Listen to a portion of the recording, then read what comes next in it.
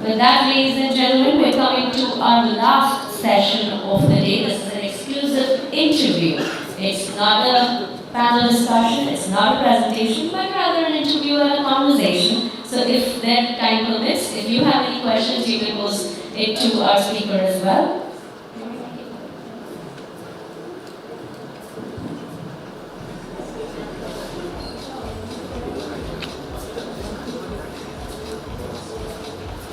Alright, while the stage is being set, let me once again remind all of you that you can scan the QR code that's on your tables and get access to the pictures and download them. The pictures are from today, of course. And if you'd like to be part of the networking platform, Introvert, you can also once again scan that QR code that's on your tables. With that, let's welcome Mr. Praval Singh, the Vice President for Marketing and Customer Experience at Zoho. Ladies and gentlemen, all those who are here, put your hands together and welcome Mr. Singh, who is going to be interviewed by Mr. Digies Singh, our Chief Operating Officer for Events at AFAX, and they'll be talking about customer stories over ads, decoding Zoho's people-first marketing approach. A very warm welcome to you, gentlemen. Over to you. Hello. Yeah. Are you audible? Yeah, right. Thanks. It's really hard to have the last session of the day as an interview and still hope that we can make the time worth it. So we have somebody over here who has been with a company, which I would be wrong in saying that this company is one of those who started the trend of Make in India actually, right? Probably you have been with Zoho for more than a decade, right? And you have seen the evolution, and you have probably, you are the ones who have created the evolution journey when it comes to Zoho's marketing growth story. Tell us something about it, right? The point that we want to hear it from you is that we keep on hearing from consumer brands about marketing their products and marketing their services to a large number of consumers, right? When the number of consumers are moving for you as well, but you operate in each segment. It's B2B SaaS, right? SaaS as an software service. How is it different? How is the marketing story different, and how is the marketing growth story different from a normal consumer? First of all, thank you, Satyajit. Thank you, Patsy, for having me here. It's funny, it feels like there's so much for me to learn in an audience of primarily B2C marketers, the agency folks, speaking from a B2B background. But my honor again, being here. To your question, it's famously said that whether it's B2B or B2C, eventually your buyer is a she or a he or a person, essentially. You're not selling to walls. You're selling to an individual end of the day. But that's true. The challenge is, most of us don't wake up wanting to see an Instagram reel, wanting to buy a CRM license. While that might work for something like a Coke or a Pepsi or even a newspaper or all kinds of consumer brands which you and I, and all of us in the room, subscribe to or purchase. But how do you make an Instagram reel for someone to sort of ask them to move their CRM system to Zoho? Right? That's just one example. So I'm not trying to say it is harder, but I'm trying to say it is different. While mediums may be the same, be it your trade, EV and outdoor and whatnot, I think the lens with which you look at a prospect or a market segment is very different, because you're essentially understanding that this is almost always not a single person-led decision.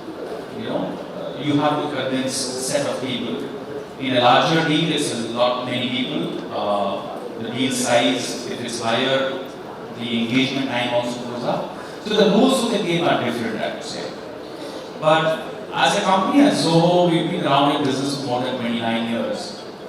So I have only been here for 13 years now. And with about a portfolio of more than 55 different products and platforms, one thing we've realized is you have to have an approach of land and expand. For example, you are a business. I find an opportunity for you to improve something. Could be your sales process, could be your HR process, could be your accounting system, could be your email system that you use. Which is where we enter.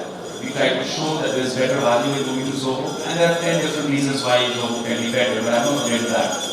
But that's how we enter, which is land, and then you expand. So once you get your accounting system, most likely you would look at inventory, or expense management, or HR management. So you start with one area, and then you start to tap into adjacent areas of need.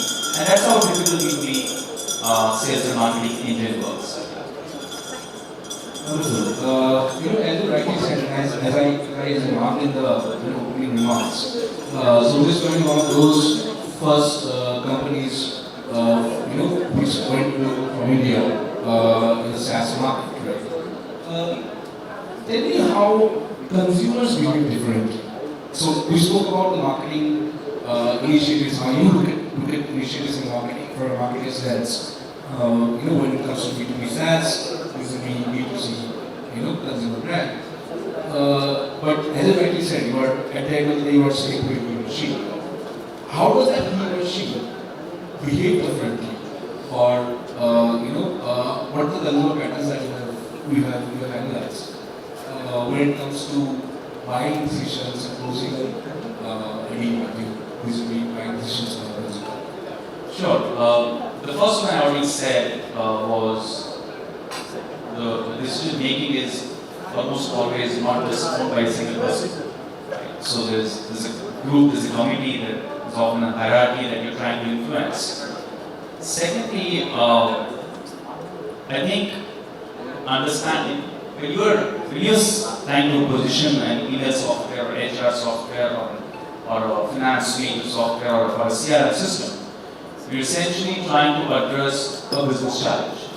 So you have to understand how the business operates, what are the potential challenges, and it varies based on the segment of the business. So let's say, and the industries. So it could be a small business. The biggest challenge of a small business is to keep the lights on, right? Because the odds of a small business going out of business is very high. You know that. So a small business is looked at very differently than a very large enterprise. In fact, your website, your communication, your copies. If it's a very SME heavy copy, good luck trying to get hold of a CIO with that copy, right? Because they would call you out and they would, at the face of it, say, this is not for me. And to be honest with you, and all of you in the room, that's happened with Zoho for the longest time. We were a very SME heavy, we have more than 120 million users, business users. Definitely, majority of them are small businesses. So when you build a brand or build a business for more than 25 years, focusing on the SME segment, how do you go up market? How do you tell large enterprises that they are relevant for you? And that's the journey we've been on for the last 3 to 5 years. And we've seen some phenomenal progress in India and some of the other regions as well. So understanding your segment and being able to offer value to that segment. And of course, the channels and the mediums and the kind of events you go to, all that of course varies. But that's not enough. Do you have the substance to be able to convince a large CIO of a large company to that? For that, your product and platform story has to be strong. It has to evolve over the years, which is what happened in our case for that matter. Now, how do we take that story to a C-level decision maker at a large company? And then this again splits based on industry. So BFSI is a strong sector for us. We've had some very good headway in that. Automobile is another major one that we've gotten into. Healthcare is some of the others we are new to. And every vertical you go to, you have to understand the rules of the game.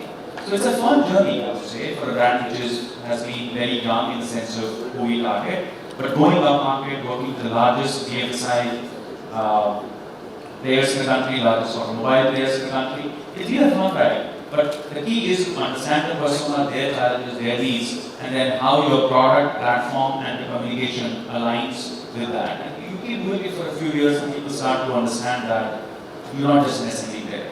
And that's what has happened with us, to be honest. That brings me even to the point of Zoho's people-first marketing approach, right? Where you where you take the customer stories to your, your already existing customer stories to your Praval wishes to customers.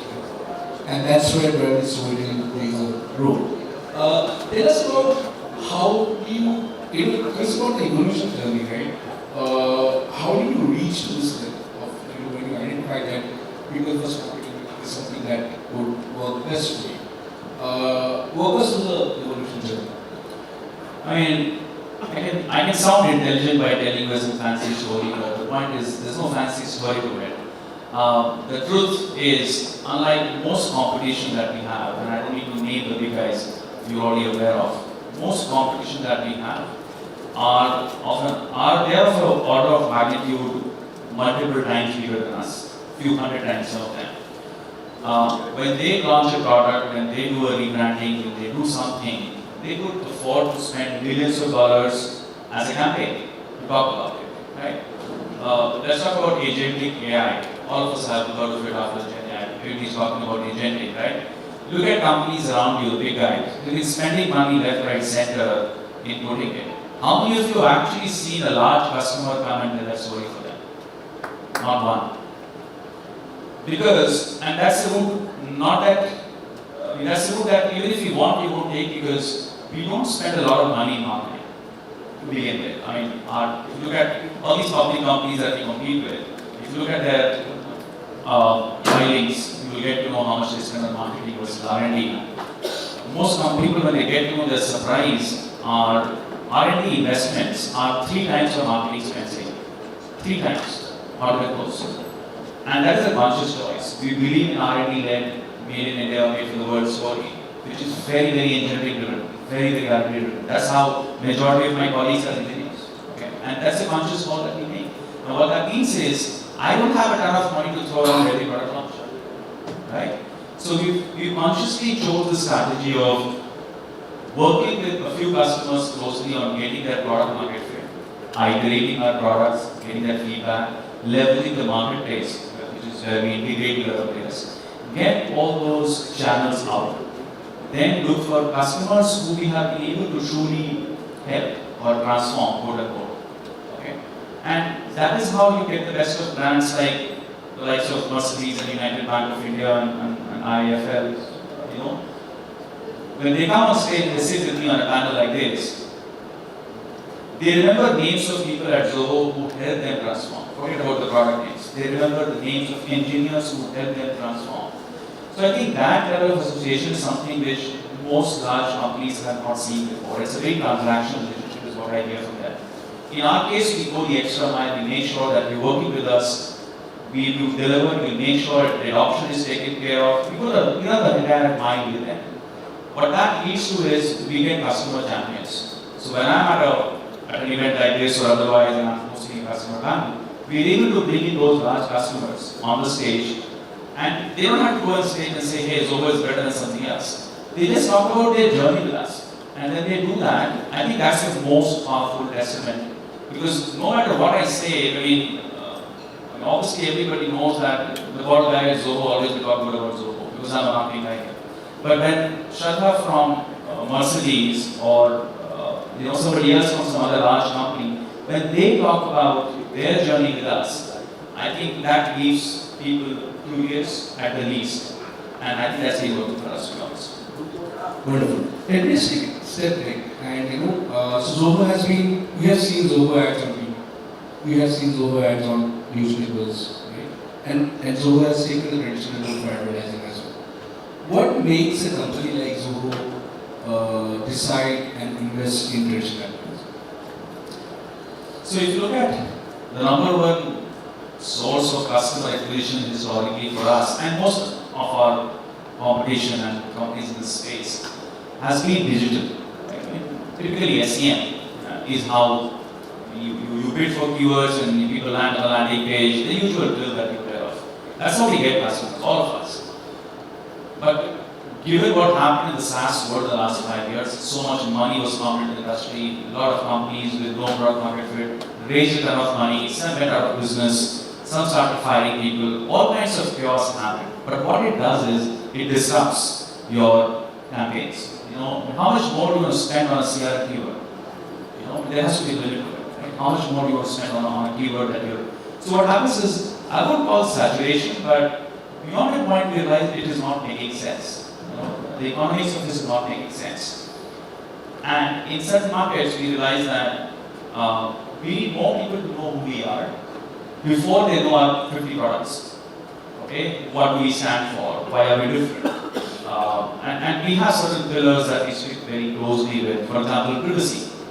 Privacy is very close to us. None of our products have any ads in them. Imagine at 120 million users, we're sitting just at a flip of a button, we could place ads in all these products, at least the free version, and then quickly open a new tab of revenue. We consciously are leaving money on the table because we chose that privacy is very sacred. User privacy is not just about compliance for us, it's about something that we would always honor. We would never use customer data, sell customer data, or use that data to advise you. Now this is a very strong claim.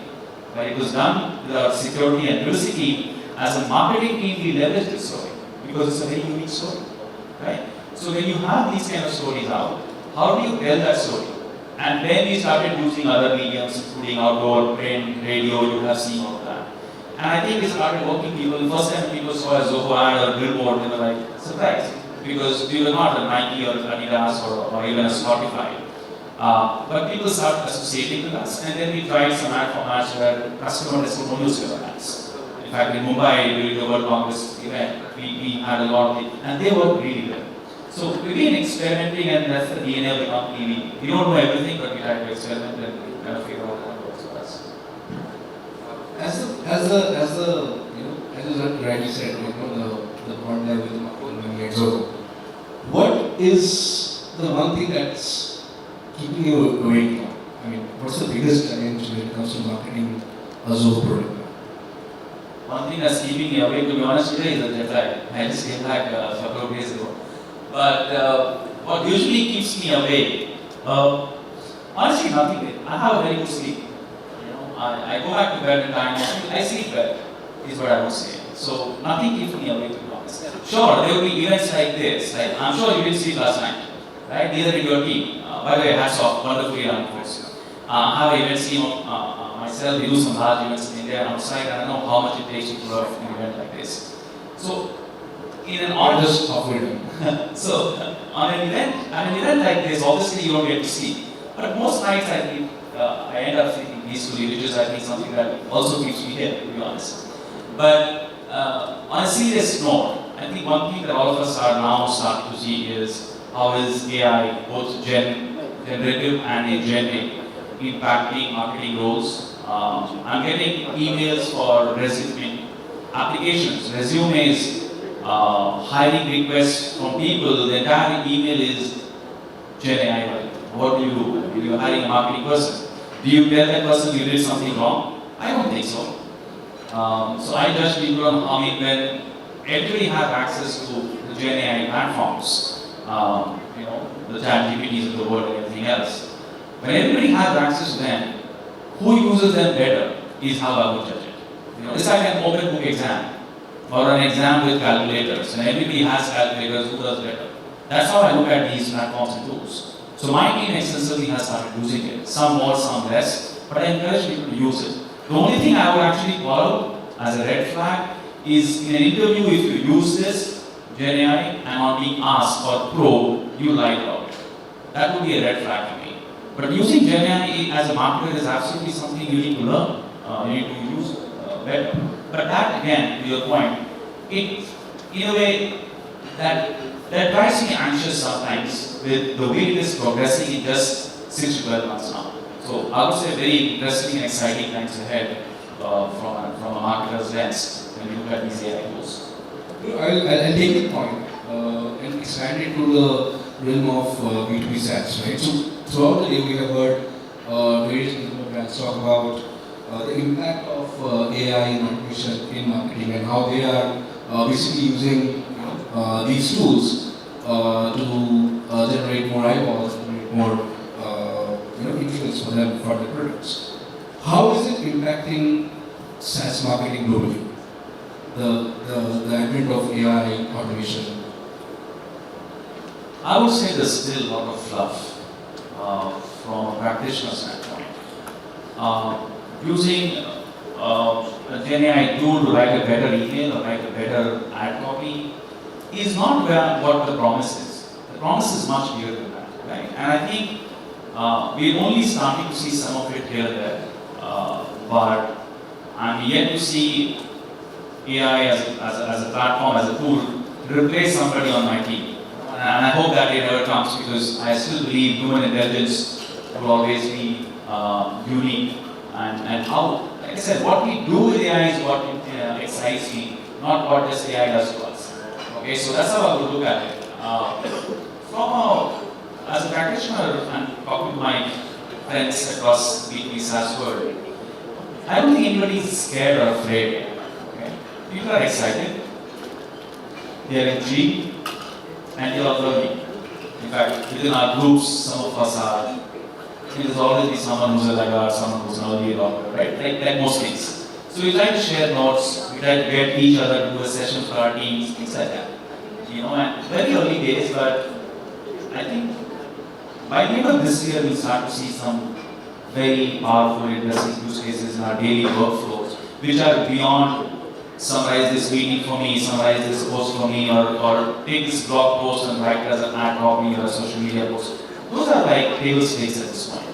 Beyond that, I think we'll get to see how AI is impacting our daily workflows from a marketing standpoint. One area that I'm particularly interested in, and I was sitting to the previous session, is how this helps in our programmatic, entries. How would that change?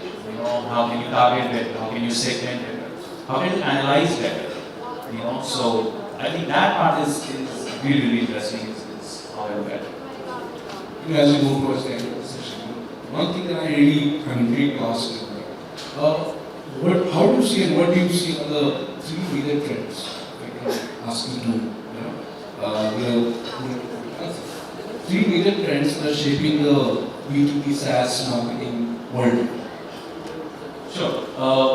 The number one trend I would say is, if you look at most vendors, we're all moving from an application vendor to a platform vendor. What that I mean, for this audience, I would simplify it very quickly. An application is an application that you run, get your things done, do some customization, but on a platform, you can create something from scratch. For example, for Cholamandalam, we created a loan coordination system from scratch. And if you there, it's a regulated industry. BFSI, SEBI has so many. Using a standard product off the shelf would not have cracked it for them, no matter which vendor they choose. So, enabling that platform to solve for complex business needs is number one, and everybody is moving in that direction. The second thing that I would say we are seeing is this whole evolution of creating vertical SaaS solutions. It's not about, Zoho CRM works with everybody. Well, it does. You can customize it, you can build on top of it, you can work with a partner, work with us, do whatever. But more and more customers across key business verticals are looking for custom, I would say, industry-specific solution. And that is the area where a lot of companies are now getting into, including us, where we're building vertical solutions for healthcare, for retail, for automobile, where 80 to 90% of use cases are already met before, and you still have that scope of 10% customization, integration, some connection with the legacy system that you may have. So, to sum it, the vertical solutioning is the second bit that is very, very important. And the third bit I would say is the AI piece. How it really impacts businesses. How does the life of a CIO change with agent? How many agents does he or she hire? Agents, if you know what I mean.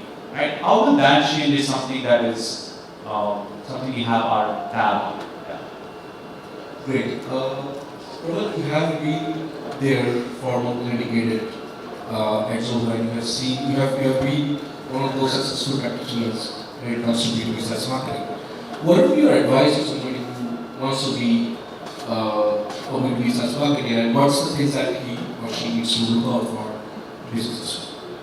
Okay, I think that's successful or not, I don't know, but I've been here for a while, but trust me, a lot of people get surprised that I've been here for about 13 years. Most of my colleagues, my peers have been here for 25 years, so I'm still young that way. That said, right, on advice points, I mean, everything I learned, honestly, was because of the opportunities and what we did out of it at Zoho. I had a small agency of mine before this, about 4 or 5 years. But a lot of B2B learning has been at Zoho. I dropped out of college, never went to a B school. So, I mean, from an advice perspective, I don't know what you want to hear, but I think the single most thing that has stayed with me is most careers are made in decades, not in years. So, if you give it a good shot for like 10 years, no matter what you pick up, I mean, don't try that with medical science, but pretty much everything else. You give it a shot for 10 years, play the long game, and good things happen if you committed to it, right? And then I've seen people around me do it across industries. A friend of mine picked up, he was a developer, picked up design. He's one of the best designers in the world. The people who went to the legal stream, moved from India to the US, they had no legal background. The gentleman who runs our entire finance suite of products, from accounting, invoicing, inventory management, expense management, the gentleman doesn't have any such background for that matter of building products. He was studying ICWA or something. He was a student, right? He didn't have technology background. He leads our products strategy around these, just like, throwing yourself at it and staying the course. I think that's the single most advice that I can give in a room full of very super intelligent people. Well, we are short of time on that. Thank you so much, Praval. I would want to open this up to my audience if there are any specific questions for Praval. You would love to take it.